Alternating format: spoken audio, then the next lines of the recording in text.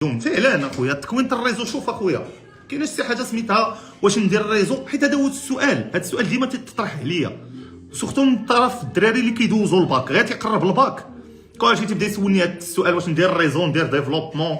شوف اخويا ندير الجينيان فور. شوف سمعني، دير داكشي اللي انت تتحب اللي تتعشق، ما تسمعش الهضره ديال شي واحد، حيت الحاجه ملي كتكون تتحبها كتعطي فيها، غتكون تدي كومونتي فيها، غتكون كديرها وانت كتستمتع.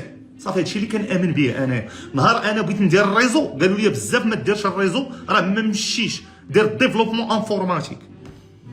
ودرنا الريزو ومشينا فيه زوين وخدمنا حنا. انا خدمت باقي تنقرا. يعني يا خويا دير داكشي اللي كتبغي. لا كومبيتونس ما عندهاش علاقه بالدبلوم، عندها علاقه بداكشي واش كتبغي ولا ما كتبغيش. الا كتقراه غير باش تخدم به ما عمرك غتزيد لقدام. الا كتقراه لانك تتحبو غادي تخدم فيه وتقدر تولي استاذ فيه. اذا هذا هو هاد النقطه هادي ديفلوبمون ولا ندير هذا، راه كلشي خدام اخويا الا كنتي كومبيتون، حيت الناس تيقلبوا على لا كومبيتونس.